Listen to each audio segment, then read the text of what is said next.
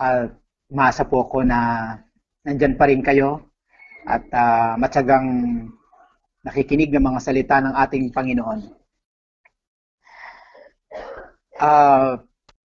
Kagabi po ay meron pong aksidente na nangyari dito po sa Naya at 8 tao po ang namatay. Sumasabay pa ho sa problema po natin sa coronavirus. Pero ang mga nakasakay pala doon ay coronavirus din po ang problema. In fact, meron po silang kasama doon na pasyente at doktor at mga kasama ng pasyente at nurse. Talaga pong maraming mga balita araw-araw na nagpapahirap sa tao at kailangan po tayong makipagsabayan ng mabuting balita para makatulong din naman tayo sa ating community. Lately po ay meron po akong ilang mga importanteng mga materials na binabasa na related po sa atin pong pananampalataya. Kagabi po ay isang libro ang binabasa ko. Ang title po ay Scenarios for the Future of Technology and International Development. Ito po ay ginawa po ng Rockefeller Foundation. At dito po sa librong ito ay tinatalakay po ang 20 years na programa ng Rockefeller. At naniniwala po ako na ito po ay nagaganap po. Ipinapahintulot ng Diyos na maganap itong planong ito. At sapagkat kung tinitingnan ko po ang kanilang plano from 2010 hanggang 2030, talaga pong unti-unting nagaganap. Noong 2017, ayon sa kanilang plano ay magkakaroon ng mga robots na bilang caregiver at yun nga po ay natuloy. Interestingly, isa sa mga plano po nila by 2023 ay ang pagkakaroon po ng solar panel on every home. At meron po silang tinatawag na 2030 parang verge or convergence.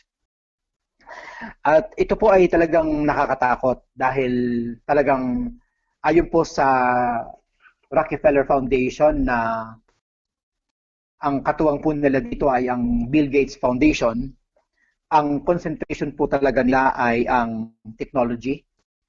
At sinasabing ang technology po ang focal point o yung pinakapinili nilang focal point para makatulong sa one world government na dinidevelop po nila in the near future. So brothers and sisters, talaga pong palapit na po ang katapusan ng sanglibutan at kinakailangan po tayong maging matibay at maging matatag. So sa gabing ito, magpapatuloy po ang aking pong Bible discussion at kagaya ng dati, ako po'y naparito para ipahayag ko sa inyo ang mga salita ng ating Panginoon. So aking pong topic sa gabing ito ay pinamagatan po natin na fasten your seatbelts. So samahan niyo po ako sa Jude, sa aklat ng Jude. Ang aklat po ng Jude ay katabing-katabi po ng Book of Revelation. At ang aking pong bibigyan ng pansin ay ang verse 20 to 21. By the way, ito po ay isang chapter lang. Kaya po kitang-kita po natin dito ang purpose. Hindi na po ito po ay napakadaling pag-aralan. Basahin ko po ang verse 20 to 21. Ang sabi po, okay, but you, dear friends, sabi niya, build yourselves up in your most holy faith and pray in the Holy Spirit. Okay, keep yourselves in God's love as you wait for the mercy of our Lord Jesus Christ to bring you to eternal life. Naintindihan po ba natin? Sinasabi po ni Jude na mga kaibigan, okay, build yourselves up in your most holy faith. Parang itayo nyo, patatagin nyo ang inyong pananampalataya. Then, ang sabi niya pa ay manalangin kayo sa Espiritu At ang sabi niya sa verse 21, keep yourselves in God's love. So yan po ang tatlong magagandang katotohanan na sinasabi dito ni Jude. At maganda pong mapag-aralan natin mga kapatid kung bakit sinabi ni Jude ang mga salitang ito. Alam niyo po, meron po itong context kung bakit sinabi niyang build yourselves up in your most holy faith, bakit niya sinabing pray in the Holy Spirit, at bakit niya sinabing keep yourselves in God's love. Kung pupuntahan po natin ang verse 4,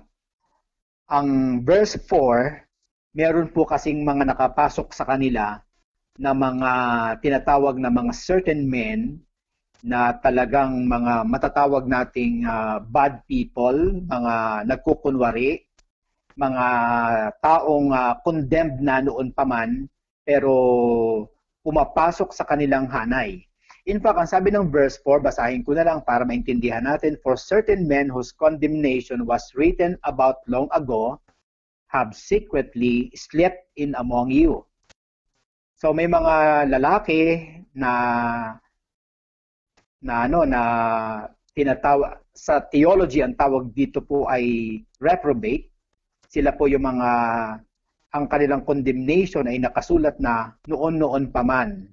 Ang tawag po diyan ay reprobate. At sabi dito, have secretly slept in among you, nakapasok. So ibig sabihin ay hindi nila na sala, hindi nila na filter. Ito mga taong ito ay nakapasok ng pasimple o kaya ay secretly o kaya ay may ginamit na mga para mga Christian din sila. At ang sabi pa ng verse nito, they are godless. Wow.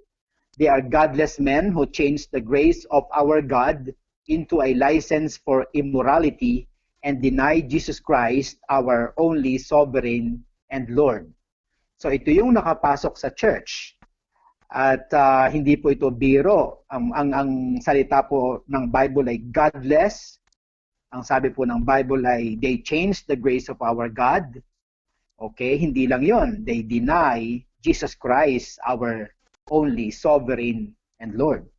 So mga kapatid, ito po pala ang context ng Jude kung bakit niya sinabi yung salitang build yourselves up in your most holy faith, nasa verse 20. Bakit niya sinabi ni Jude na pray in the Holy Spirit, at bakit niya sinabing keep yourselves in God's grace. So mga kapatid, itong Jude chapter 1 ay magandang mapagbulay-bulayan natin tonight dahil kinakailangan po talaga nating mapatatag ang ating pananampalataya kasi maraming problema, okay, may mga lockdown, may mga COVID, may mga namamatay, may mga balibalita, marami pong mga threat na talaga pong dumarating sa ating tenga every single day. Hindi natin alam kung ang lockdown ay tuloy-tuloy, parang hindi natin talaga ma-predict ang future. Kaya bilang pastor ang aking layunin ay mapatatag po ang inyong pananampalataya. Hindi po ako narito para mangako ng physical na provision, bigas, groceries. Okay, hindi po 'yun ang aking layunin. Ang layunin ko po ay yung may bigay yung pinakamataas na pangangailangan natin. Yung pong ma-cultivate ang ating pananampalataya. Narito po ako para mag-inspire, narito ako para magturo, mag-educate, mag-equip. Okay, yan po ang trabaho ko for tonight.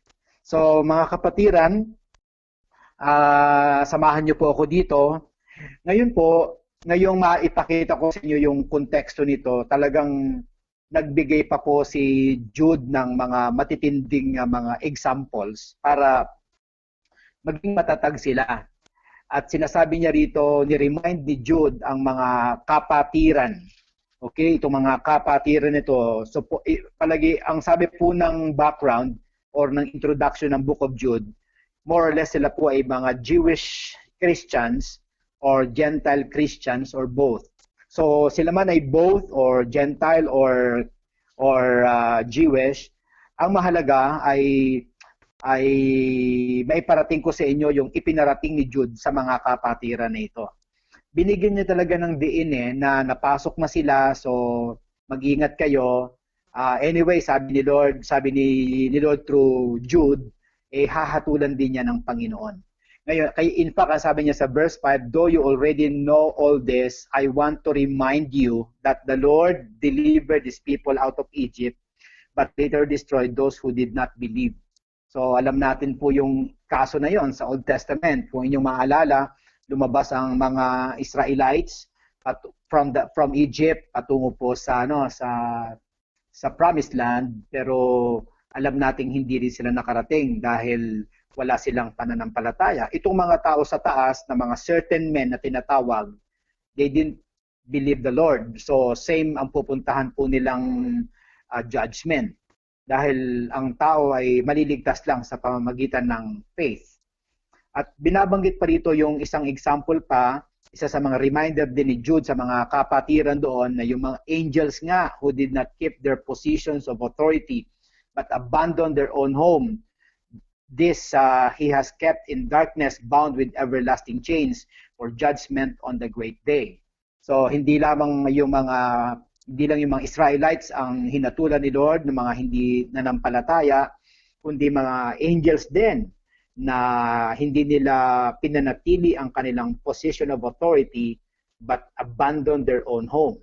Maging yan ay ginudge din ng ating Panginoon. So, dalawa na yung example natin at tumitibay talaga yung pananampalataya natin that God is a God of judgment. Kaya mag-ingat po kayo, huwag niyong sabihin na hindi niyo po naririnig na God is a God of judgment. Hindi naman po ako nananakot, I simply presented to you the Bible teaching kung sino talaga ang Diyos. Kasi kadalasan, ang pananaw natin sa Panginoon, palaging God is love, God is generous, God is a God of blessing, God is a God of healing.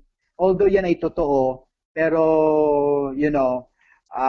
too much emphasis dun sa parang positive side na yan, baka we will forget the other side of the coin, that God is a God of judgment. So, pagkatapos na mabanggit niya yung dalawang example, dinagdagan niya pa ang kanyang example, verse 7, Sodom at Gomorrah naman. At ang sabi dito, in a similar way, Sodom and Gomorrah and the surrounding towns gave themselves up to sexual immorality. What kind of immorality? Sexual. Okay? And perversion. Kapag sinabing perversion, talagang yan po ay maduming-madumi na po. Perverted na po. Likong-liko na po. Lalaki-lalaki. Perversion po kasi yan. Babae-babae. Perversion po yan. Okay? Yung mga pedophile, perversion po yan. So, ayaw po ng ating Panginoon yan. At maliwanag po ang sinabi ng Biblia na kinote ng Bible ang Sodom at Gomorrah. Sa Amerika po ay talagang napakarami po ang biktima ng Sodomites. Okay? At ang sabi pa rito, they serve as an example of those who suffer the punishment of eternal life. So yun palang mga nangyaring yan, yung nangyari sa mga people, sa mga Israelites na papuntang Promised Land, yung angels at yung Sodom at Gomorrah, these are simply examples na kino-quote natin. Alam niyo po, magandang mapag-aralan din po natin ito. Dahil sa totoo lang, kapag ang lagi nating pinag-uusapan ay masasarap na bagay, nalilimutan talaga natin yung beauty ng ginawa ni Lord ng mga judgment sa Old Testament. Alam niyo po, kung hindi tayo nagkaroon ng coronavirus, ewan ko lang talaga kung ano ang pupuntahan ng Pilipinas. Kasi talaga pong ang Pilipinas ngayon talagang, alam niyo po, ikot na ikot ko ang Pilipinas. Dahil yun nga po, nagmi-mission ako sa iba't ibang panig ng Pilipinas. May mga churches po ang CBC sa iba't ibang panig ng Pilipinas. Talaga pong ang tao po ay talagang mahilig sa materialism, mahilig sa pleasure, mahilig sa masarap na bagay. Last year lang talagang ako po ay nalulungkot. Grabe ang pagbebenta ng kotse na mura, yan, ang mumura ng mga plane tickets na mga bakasyon sa Boracay, sa ganitong lugar. Parang puro ano lang, puro kalayawan. Tapos kung makikita niyo po ang mga tao, talagang bilihan ng cellphone, pataasan ng RAM, pataasan ng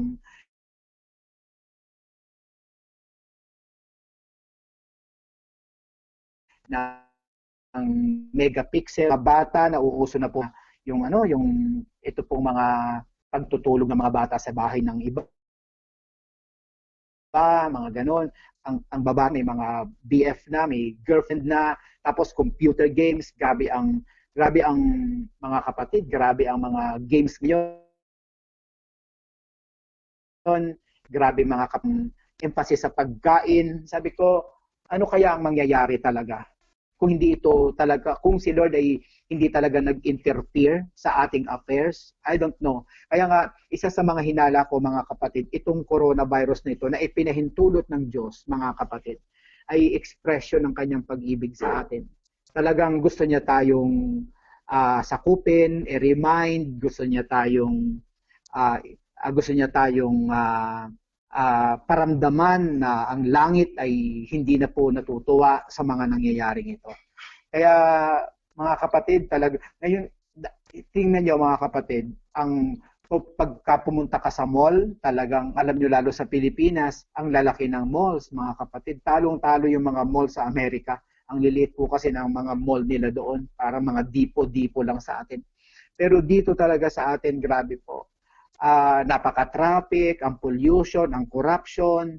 Talagang ano po, grabe po talaga. Kaya alam niyo po, sa ibang pananaw, sa aking nakikitang pananaw, although masakit sa mga namatayan, pero sa totoo lang, ay malaking blessing din po na dinalo po tayo ng coronavirus. Dahil dito, nagkaroon ng lockdown, na develop ang family ties, nakakapag-preach ako gabi-gabi, may mga bata talaga na wala na sa kalye, may mga curfew na.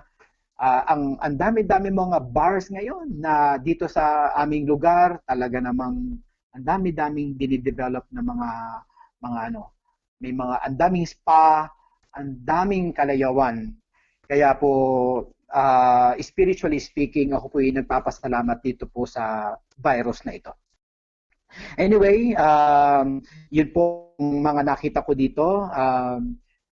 Nagbigay talaga si Jude ng mga hiwatig sa mga kapatiran na, hey, pinasok kayo pero don't worry, hahatulan sila ng ating Panginoon. Tingnan nyo sa verse 8. Sabi nga rito, in the very same way, these dreamers, yung tinutukoy niyang mga dreamers, ito po yung mga certain men na pumasok, na they pollute their own bodies, they reject authority and slander celestial beings. Maging sila po ay hahatulan din ng ating Panginoon. Pagdating po sa verse 11, woe to them, tinutukoy po yung mga certain men na mga reprobate. They have taken the way of Cain, they have rushed for profit into Balaam's error, and they have destroyed in Korah's rebellion. Kung kayo po ay may alam sa Old Testament, ito po ang mga binanggit kong ito ay mga kilalang tao na talagang napahamak. Cain, di ba, yung kapatid ni Abel. Si Balaam, isang propeta na binabayaran para mag-prophesy ng ikasasama ng Israel. Si Korah, yung rebelde, di ba, kinain yun ng lupa. Sinasabi pa sa verse 12, these men are blemishes at your love feast. Sila po yung nakakasama. Ito pala mga certain men, ito yung nakakapasok sa kanilang love feast, sa mga gawain. And look at this, eating with you without the slightest qualm. At sabi, shepherds who fed only themselves. So, walang bawas, walang kulang, sinasabi ay shepherds din pala sila, mga leaders din pala sila, na wala silang pinifeed, kundi ang kanilang mga sarili. Wow, nakakalungkot po yan, ha? May mga shepherds palang ganon na pinapakain lang nila yung kanilang sarili. Instead na sila magpakain, sila mag-sacrifice, mag-serve, sila ang nabubusog. They are clouds without rain. Ang tindi po ng expression na to, clouds without rain. Blown along by the wind, autumn trees without fruit and uprooted twice dead. They are wild waves of the sea, foaming up their shame, wandering stars for whom blackest darkness have been reserved forever. So mga kapatid, yan po. So naipakita ko na sa inyo sa ating pag-aaral yung naipakita ko na sa inyo sa ating pag-aaral yung katangian at yung kapupuntahan nitong mga certain men ito na tinatawag nating reprobate. So mga kapatid, sa ngayon po, kinakailangang maitaas na po natin ang pinakamahalaga sa lahat, ang kaligtasan ng kaluluwa. Sabi nga mga kapatid, ang pinakamahirap ay hindi po yung COVID, hindi talaga yun, kundi paano magkakaroon ng kaligtasan ng ating kaluluwa. I think that's the most important issue. Ngayon po, ano ang dapat nating gawin sa gabing ito? Papasok po ako sa aking mga propositions at ano ang dapat nating gawin. Unang-una mga kapatid, ang aking unang proposition is fasten your seatbelts. Kapag pinag-usapan po natin ng seatbelts mga kapatid, ang ibinibigay po ng seatbelt ay protection, safety, hindi ba? Safety at saka protection. Kaya meron po tayong seatbelt sa mga sasakyan, especially sa mga kotse. Ngayon po, pinasok ang sitwasyon po ito, pinasok po sila ng mga certain men, mga godless men. Ito po yung hindi naniniwala na si Kristo ay Diyos, pinasok na po yung simbahan nila. Kaya ang aking suggestion mga kapatid, kung tayo man ay nasa sitwasyong ito na may mga pumapasok sa ating buhay na mga godless, may pumapasok sa atin na mga tao na hindi naniniwala kay Jesus Christ, merong tatlong paraan para matiyak ang iyong kaligtasan. Number one, yung binasa ko kanina, build yourselves up in your most holy faith. So, mga kapatid, napakahalaga nitong number one ito. Build yourselves up in your most holy faith. Yung faith natin na tinanggap mula sa Bible, mula sa mga Bible preaching, mula sa Holy Spirit, dapat po pala itong binibuild up, pinapatatag, pinapatibay. Ngayon, paano naman titibay ang ating most holy faith? Bible reading, titibay po yan. By pakikinig ng Bible preaching, titibay po yan. Pag-meditate ng Word of God, daily, titibay po yan. Kapag yun pong faith nyo, ina-actualize ninyo, magkakaroon ng tinatawag na testimony dahil totoo yung example lang, you started loving your enemy. Okay? Sinabi ng Bible, love your enemy. Tapos you started doing it. Pag ginawa mo yon, meron kang ibang mai-experience. Magkakaroon ka ng joy, mawawala yung galit mo, at sasabihin mo na totoo pala.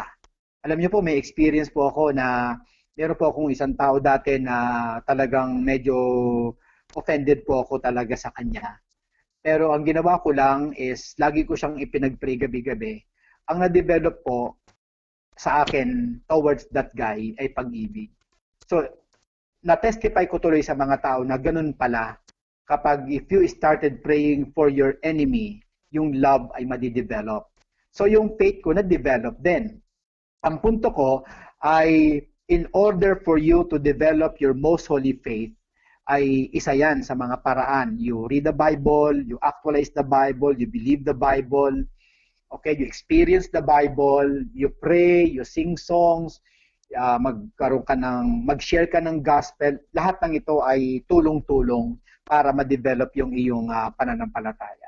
So, kapatid, para sigurado na ikaw ay protected, ikaw ay safe sa iyong pananampalataya, kahit may COVID, maraming masamang balita, may mga trials left and right, talagang build up your faith. Yan ang isang paraan. Yan ang pagpapakita that you are fastening your seatbelts. Pangalawa, you pray in the Spirit. Alam niyo mga kapatid, itong salitang pray in the Holy Spirit, ito po ay nakasulat ito sa Bible. So for me, this is really, really important na kinakailangan pala tayo ay mag-pray in the Holy Spirit. Ang ibig lang sabihin naman nito mga kapatid, yun bang lagi ka lamang nasa spiritual realm na you are, alam nyo, kahit nasa bahay, nasa kusina, nasa kotse o nasa barko o nasa tren, kung saan man tayo, talagang dapat you are always in the spiritual realm of prayer. Yun lang naman yun mga kapatid. Hindi naman yun, in my experience, hindi naman laging sinasabi na parang you pray in the spirit lang. Alam niyo mga kapatid, ang God kasi is triune. Sa atin, when you say God, you're talking to the triune God. You don't need to, palaging sasabihin mo yung tatlo. God is already the triune God. Although sa economy of God, alam naman natin meron silang kanya-kanya silang gawain. Pero sa prayer, the moment you open you start praying to the Lord, ang triune God ay nandiyan na pa. Ang punto lang dito mga kapatid, kung pinasok na po ang mga Christians na ito ng mga certain men na mga taong nagdi-deny kay Jesus Christ, mga godless na tao, mga taong change na nila yung grace of God into a license for immortality, they should really, really pray.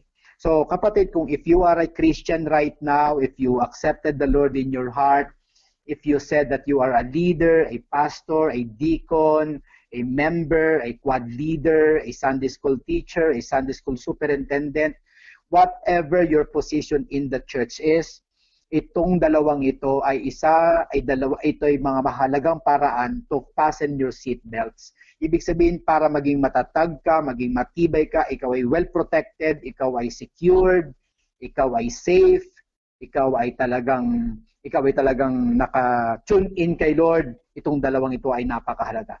The next one is this. Ang sabi nito ay keep yourselves in God's love. Mahalaga din itong salitang ito, keep yourselves in God's love.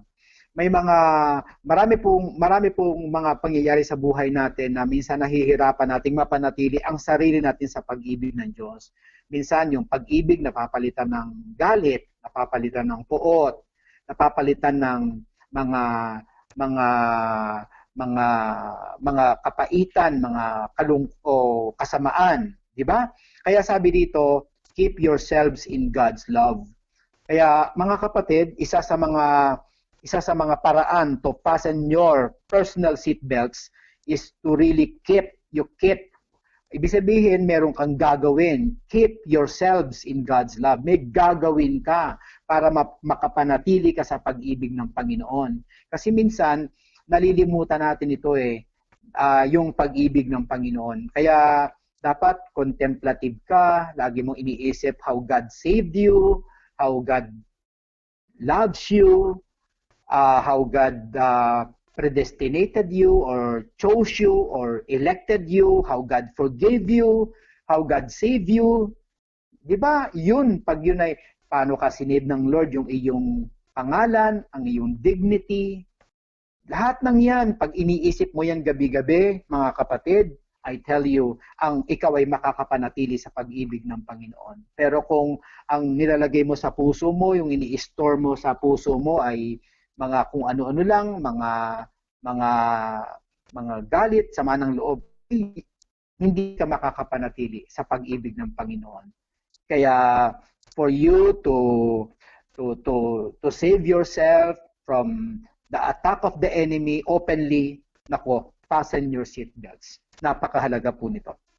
Pangalawang gagawin po natin o pangalawang matututunan natin dito is fasten the seatbelts of others.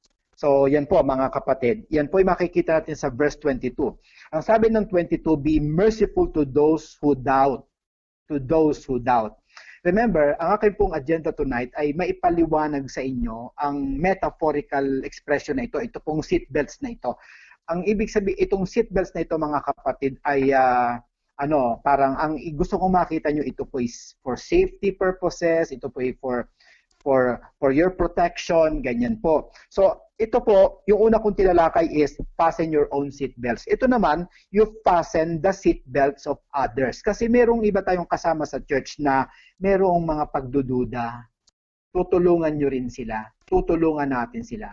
All I want you to understand tonight is this. Meron kang obligation sa sarili mo, fasten your seatbelts, pero meron ka ring obligation sa iyong kapatiran. Fasten the seatbelts of others. Why? Ang sabi sa 2022, be merciful to those who doubt. Alam niyo mga kapatid sa simbahan, hindi lahat ay malakas ang faith. May mga kapatid tayo na weakling, may mga kapatid tayong bago, may mga kapatid tayong nagdududa. Para talagang sila po ay matulungan nating maifasten natin, mapatibay natin yung seatbelt nila, yung safety nila, yung protection nila mula sa atake ng dyablo, ay talagang magkaroon tayo ng isang ugali. Ang sabi ng 22, be merciful. So lagi kang naaawa, kaya yung awa na yon magtutulak yun sa'yo para kausapin siya, tulungan siya, na maifasten mo yung kanyang seatbelts. Dahil pag lumuwag yung seatbelts niya, baka mapahamak siya. Malayo sa church, malayo sa Panginoon, malayo sa fellowship, malayo sa Bible study, malayo sa inyo pong sa inyong kapatiran. Alam niyo naman ngayon mga kapatid, palakasan ng dagat. Okay? Mga kapatiran natin, kung minsan sa simbahan natin, konti na lang tayo, nadadagit pa ng iba. So, nadadagit pa ng dyablo. So, mga kapatid, ang pinag-uusapan po natin ngayon at this point ay hindi lamang yung pagpase ng seatbelts mo, kundi yung iba din naman na nagdududa. Maganda po yung word na yun, yung nagdududa. Ibig sabihin, nandyan na sila, kasama na po natin sila sa pananampalataya. Kaya lamang, meron silang doubt sa kanilang puso. So, dapat nakikipag-usap tayo, nakikipag-relate tayo, hindi tayo yung pabebe, tayo yung kumikilos, nagtatanong bakit may nawawala o kamusta siya, kamusta si ganito. Pag may nagdududa, tutulungan natin sila. Ipag-pray, papadala ng Bible verse, o kaya ay i-encourage natin na manood sa nightly preaching ni Pastor Jim dahil yun talaga ay makakatulong. Mga kapatid, napakaganda po na magawa po natin to. Sana po mag-elevate tayo ngayong may coronavirus, mag-level up na po tayo. Hindi lang puro sarili lang natin ang pinapalakas natin, wala natin pakialam sa iba. Remember, ang pinag-uusapan natin, hindi lang verse 20 to 21. Pinag-uusapan din natin ng verse 22. Ang sabi doon ay, be merciful to those who doubt. Alam niyo mga kapatid, sa church, napakaraming nagda-doubt. Naku, marami mga kapatid. Kaya kung ministry ang pag-uusapan natin, yung pagtulong, yung kalulugdan tayo ng Diyos, kung gusto natin na tayo po ay, ang Diyos ay mabibless sa atin at talagang gusto nating makuha natin yung smile ng Panginoon, hindi na kayo lalayo. Hindi na kayo pumunta ng Africa. Hindi na kinakailangan pumunta ng Asia Pacific. Diyan lang sa church natin, dito lang sa membership natin, dito lang sa church na kinabibilangan mo, ang dami-dami na po diyang nagkakaroon ng doubt. So baka lubuluwag yung seatbelts nila, yung fasten their seatbelts. O baka yung iba dyan ay talagang natanggal na yung seatbelts at they are about to fly or to go or to run. So tulungan natin po sila. Sana po ay maging parang mga doorkeeper ng mga kapatiran natin. Tayo po ay maging brother's keeper or maging tunay na brethren na tutulong sa kanila.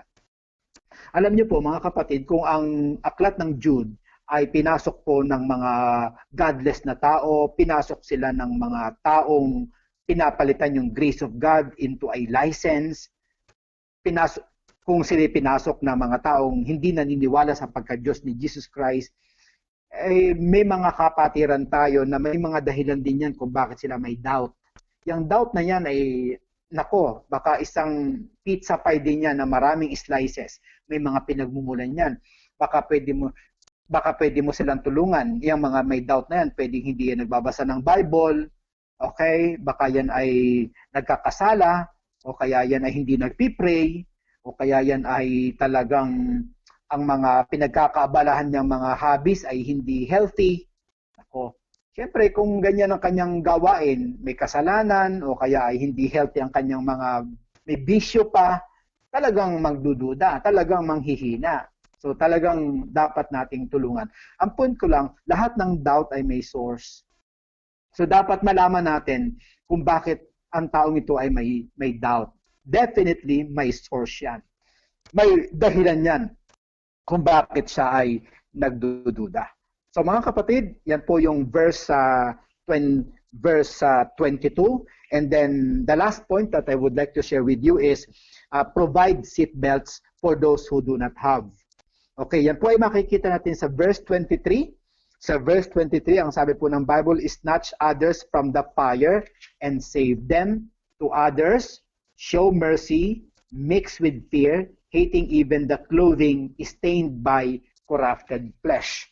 So, dito po naman ay evangelism naman ito, mga kapatid. Ang word na ginamit ay napakaganda, snatch others from the fire. So, evangelism naman ito. Kanina sa 20 to 21, sarili po natin ang ating parang inaayos. Pinafasten natin yung ating seat belts. Okay. At pangalawa kong punto ay yung sa kapatiran naman, pagpapasen ng seatbelts ng mga kapatiran natin na nanghihina, nagdududa. Itong pangatlo naman ay mag-provide naman tayo ng safety o ng seatbelts doon sa mga tao talagang wala. Ito po yung mga unbelievers. In fact, sabi ng verse 23, obviously, ay unbelievers ito. Snatch others from the fire and save them. Anong klaseng save ito? Talagang ang pinag-uusapan dito ay salvific talaga. Salvation ang pinag-uusapan. Soteriology. Ibig sabihin, mga kapatiran sa ating Panginoon, itong pinag-uusapan natin tonight ay napakaganda, napakalalim po. Merong pang personal, merong para sa kapatiran na nagdududa, at meron din naman para sa ibang tao kung ano ang dapat nating gawin sa kanila. Ang unang word, mga kapatid, ay snatch. Okay? Kagabi ay nabanggit ko na rin ito, pero kinakailangan kong balikan ito for the purpose of intensifying the point, for the purpose of understanding the point, kasi yung repetition talagang makes a big difference yan. Dahil kahit sa law ng pagtuturo, yung repetition is one of the strategies. So mga kapatiran, kinakailangan po nating mang-snatch. So para maintindihan natin yung snatch, edi pag-isipan po natin yung ginagawa sa labas ng mga nang-i-snatch yung mga taong nang-i-snatch, 'di ba? Talagang sila po anong ginagawa nila? Talagang nagbabantay po sila ng kanilang magiging anong tawag dito? Parang magiging prey, yung biktima nila. Binabantayan po nila 'yon. So, kung gusto po nating mang-snatch ng tao, okay, saan? Mula saan? Mula sa fire. Grabe po ibig sabihin, nandun na sila sa fire. Parang snatch them. Sabi nito, kung titingnan natin, snatch others from the fire. Parang nasa fire na po sila. Sa totoo lang, ang mga unbelievers, parang nasa fire na talaga sila. Talagang nasa kadiliman na sila. Nasa kuko na sila ng diablo. Nasa impyerno na po sila. Spiritually speaking. Wala pa po sila sa literal hell, pero ang buhay nila, ang kaluluwa nila, at ang kanilang kaisipan ay nandun na talaga sa apoy. So mga kapatid, sa ating Panginoon ngayong gabi, ay hinihikayat ko ang lahat ng nakikinig sa akin, lahat ng mga kapatiran natin, pastor leaders natin nationwide, mga manggagawa natin, mga nagdo-donate sa atin ng pera sa gawain ng Panginoon, kayong lahat ay ginagamit ng Lord. Pero ngayong gabi, sana po medyo i-level up po natin ang ating pong pagmamahal sa tao, yung pagtatangka natin na sila po ay mai-snatch po natin mula sa apoy. Alam niyo po, kagabi, kayo ng umaga yata yun, ay na-bless po ako sa isang text sa isang chat ng kapatiran natin. Kapatiran sa pananampalataya, pero hindi ko pa po siya nakita. Dito ko lang siya nakilala sa aking pag-online preaching. Sabi niya kayo ng umaga, ay meron daw pong isang hospital dito sa Davao na hindi ko lang alam kung ano yung term, inutusan ba o sinabihan ba ng Vice Mayor yung isang hospital na makinig sa FB live preaching ni Pastor Jim. Hindi ko po kilala yung Vice Mayor, pero yung vice mayor po ang parang nagsabi doon po sa mga frontliners nila. Ang aking assumption, mga doctors, mga nurses, lahat yung mga nasa hospital. So kung kayo po ay nakikinig ngayon, praise God po, God bless po. Mayor, Vice Mayor, salamat po. At nung isang gabi naman ay Vice Mayor din ng Surala naman ang nakinig mismo sa ating pong broadcast, sa ating pong preaching. At nagpapasalamat daw po siya sa atin. So mga kapatiran, sa mga nakikinig dyan, hindi po tayo magkakilala pero hindi na po yun masyadong importante. Ang mahalaga ay nakakapakinig kayo ng salita ng Diyos. Ako po'y narito, hindi po ako para mangalap ng pera o magsalita ng mga kung anong bagay tungkol sa sarili ko. Hindi po. Ako po'y narito para magpaliwanag ng salita ng Diyos. Kung mapapansin nyo, even last night, even 2 nights ago, ay ipinapaliwanag ko ang Bible precept upon precept. Mas marami po ang salita ng Diyos kaysa dun sa aking salita. Ang ginagawa ko lang po, nilalagyan ko lang ng sense ang mga salita ng Diyos para maintindihan ng grassroots ang salita ng ating Panginoon. At medyo ino-organize ko lang po, although hindi naman kagandahan ng aking pagkaka-outline. Pero ang mahalaga sa akin yung Holy Spirit, kumikilo sa inyo, kumikilo sa akin. Tapos ang mahalaga sa akin yung yung kahit 40 to 45 minutes ay nagagamit natin for the glory of God in a nightly basis. So yan po ang kagalakan ko mga kapatid na kayo'y nakakapakinig ng Word of God at naririnig nyo ang salita ng Diyos dahil naniniwala po ako, man does not live by bread alone, kundi sa bawat salitang lumalabas sa bibig ng ating Panginoon. Pangalawa po, mga kapatid, dun po sa aking outline number, sa aking point number 3 na provide seat belts for those who do not have. Una is to snatch others. Pangalawa po, save them. Yung pong save ay masyado pong mabigat po yun. Kasi pag sinabing save, yan po ay salvation po ang pinag-uusapan po dyan, mga kapatid. Pag sinabi nating salvation ng kaluluwa, hindi po ito kaligtasan sa ating utang, hindi ito kaligtasan ng ating mga anak sa COVID-19, hindi po yan. Kapag pinag-usapan po ang salvation sa Bible idea, yan po ay kaligtasan ng ating kaluluwa. Alam niyo po, maraming natatakot talaga sa COVID, naiintindihan ko po yun kasi baka hindi pa nila narating yung ating naintindihan. Kaya tinutulungan po natin sila na maintindihan po nila yung real issue. Tingnan niyo po, kagaya po kagabi lang, alas 8 ng gabi, merong pong isang airplane na biglang bumagsak po doon sa runway. Okay? 8 people died immediately. Hindi po, yung iba po doon ay walang COVID. Pero talagang namatay po yung ibang tao. Yung ikinamatay ng 8 ay hindi talaga COVID, kundi yung crash. So ang punto ko mga kapatid,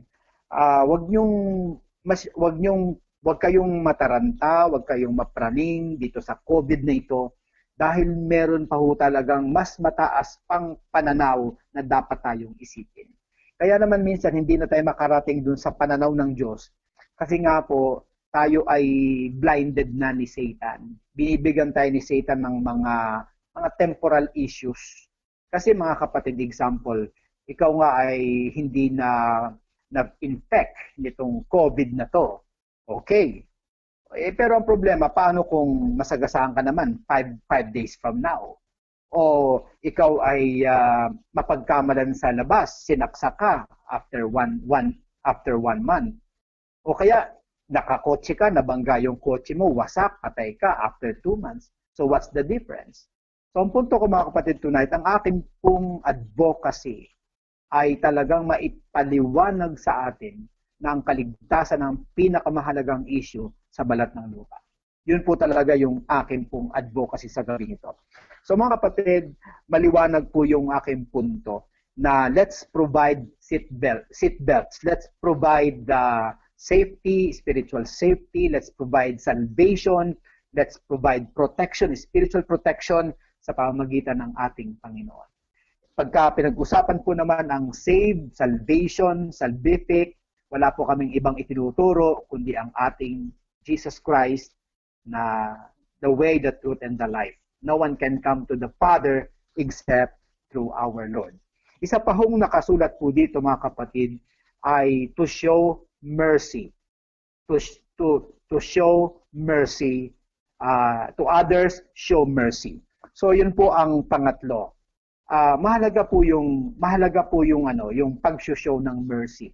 Ito pong mercy na to, ito po ay hindi po ito yung mercy na naaawa ako sa iyo kaya bibigyan kita ng gamot, naaawa ako sa iyo kaya bibigyan kita ng damit, naawa ako sa iyo bigyan kita ng puhunan. Yan po yung awa na galing po sa sanlibutan. Yan po ay very humanistic po yan. Naawa ko sa'yo, bigyan kita ng bahay, naawa ko sa'yo, bigyan kita ng trabaho. Iba pong awa ang pinag-uusapan dito because itong pong verse 23 has nothing to do with physical. Ang pinag-uusapan po talaga dito ay salvation ng ating kaluluwa. So mga kapatid, ang pinakamataas, workers of the Lord, Christians, listen to this. Ang pinakamataas na mercy na pwede mong iparamdam sa tao ay kung paano maliligtas ang kanyang kaluluwa. Kasi example, meron kang isang bata na naawa ka, pinag-aral mo, okay, nakatapos ng kolehiyo, tapos namatay. So, what's the advantage of being a professional pero yung kaligtasan ay hindi nakarating sa kanya? Okay, minsan nagbibigay po tayo ng mga pagkain pero ang pagkain ibinigay natin ay napapanis. Pero kung Word of God at saka yung faith kay Lord, nadala natin siya sa ating Panginoon, I think yung pinaka-highest na mission na meron tayo sa balat ng lupa. Yan po ang pinakamahalaga. So yan po mga kapatid, ang ating pong mensahe for tonight. Ulitin ko po, ang aking pong tinalakay ngayong gabi ay tungkol sa seatbelts. At unang-una yung seatbelt natin. Okay? Build your faith. Okay? Pray in the Spirit. Okay? Okay, keep the love of God. Yan. Napakahalagang seatbelt yan. Pangalawa, yung fasten the seatbelts of others naman. Yung magkaroon ka ng mercy dun sa mga nagdududa. Baka lumuluwag na yung seatbelts nila. And pangatlo, let's provide seatbelts for those who do not have. Maraming tao ngayon na walang protection, walang security, walang salvation. Tayo po ay alam niyo po ngayong panahon ng COVID, hindi naman lahat pero generally ang concern ng mga tao ngayon ay personal safety. Makalampas sila sa COVID na to. Sabi nga pagkatapos nga daw ng COVID, nako sigurado ang kasayahan. Nako sigurado ang daming magbabakasyon, ang daming pupunta ng Boracay, pupunta ng Bohol, nako pupunta ng Baguio, pupunta ng Palawan dahil nakalampas na tayo sa pandemic na ito. Yun ang plano ng mga tao. Yun ang kailang gustong mangyari. Pero hindi nila alam, that is an appointment with God. Paano kung pag-alis nila, nakaligtas nga sila sa COVID, pero sa kamatayang spiritual, hindi naman sila makakalaya. So mga kapatid, hayaan yung basahin ko po yung aking pinaka-closing verse. Ito po ay makikita sa verse 24. Ito na po yung pagpupuri natin sa Lord. To Him who is able to keep you from falling and to present you before His glorious presence without fault and with great joy. To the only God, our Savior, be glory, majesty, power, and authority through Jesus Christ our Lord before all ages, now and forever. Napakaganda pong assurance. Remember, ang mga Christian sa panahon ni Jude ay pinasok ng mga godless na tao. Pinasok sila ng mga taong they denied Jesus Christ as the sovereign Lord. Okay? Pero ang sabi ng prayer ni Jude para sa kanila, para sa Diyos na may kakayanan, na kayo ay maingatan sa pagbagsak at may present kayo ay sa Kanya ang kaluwalhatian. So mga kapatid, alam ko marami tayong mga trials ngayon, left and right, marami tayong mga challenges, pero I believe ang mga ligtas ay iniligtas ng ating Panginoon. kayo ay kayang keep ni Lord from falling. Okay, hawak kayo ng ating Panginoon. Alam nyo, yung parang anak ko lang yan. Pag ang anak ko ay hawak ko, ay hindi na yan makakaalpas. Ganon din sa ating Panginoon. Pag ikaw ay hawak ng Panginoon, hindi ka na makakaalpas. Pwedeng temporarily, pabayaan ka ng Panginoon, pero babalik at ibabalik ka ng ating Panginoon. So mga kapatid, salamat po sa gabing ito for this wonderful night. Salamat sa opportunity na ibinigay sa akin ng Panginoon to share to you the very words of God. Sana po hindi ako nagkulang sa akin pong preaching, hindi ako sumobra. Sana po hindi rin naman ako nagkulang o sumobra. Sana po hindi ako nakita sa gabing ito, kundi ang Panginoon. Sana po nakatulong ako. Sana po nabusog kayo ng salita ng Panginoon. Sana po hindi ako ang nag-glorify, kundi ang Panginoong Diyos. Ako po ay merely spokesperson lang ng Panginoon. Wala po akong kabuluhan kung wala ang salita ng Diyos. So magandang gabi po sa inyong lahat. At hayaan niyo po na magtapos po ako sa isang maiksing panalangin. Aming Diyos, salamat po sa gabing ito, sa mga pag-aaral po namin. Salamat po sa inyong mga salita. Salamat po sapagkat minsan pa ipinahayag niyo yung salita sa buong mundo. Sana po ay talagang ang mga tao ay nakapakinig ng inyong katotohanan at ang mga salita niyo nabigyan ng justice sa gabing ito. Holy Spirit, kayo po ang nag-took over sa gabing ito. This is your ministry. This is your preaching ministry. You enlighten the people at alam ko na may ginawa ka tonight. Salamat po. I commit to you everyone, everybody sa inyong powerful hand, O Father God. I thank you for tonight's opportunity to preach your gospel. It's an honor, it's a great privilege, Lord, to be your speaker, to be your servant. To you, O Lord, all the glory and honor and power and authority. In Jesus' mighty and powerful name. And I should say, Amen and Amen. Salamat po sa ating Panginoon for tonight. Good night. God bless po. See you tomorrow night. At sana po naging kagamit-gamit ako para sa inyo ng ating Panginoon. God bless.